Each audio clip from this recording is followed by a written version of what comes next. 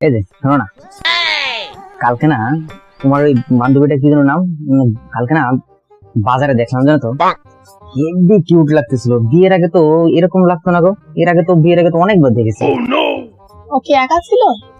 আরে ও যে এত সুন্দর লাগছিল না, তার পাশে কেউ আছে না আছে দেখার মতন কোন সিচুয়েশনে আসলো না, ওর দিকেই তাকাইছিলাম। ও কি সাদা রঙের ড্রেস পরেছিল?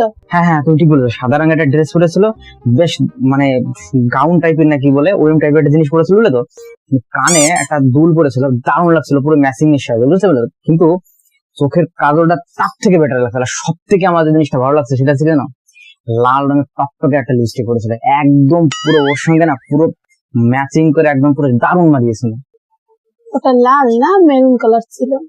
তুমি কি করে জানলে? তুমি কি করে জানলে? আমি কি করে জানলাম? পাশেরটা আমি ছিলাম।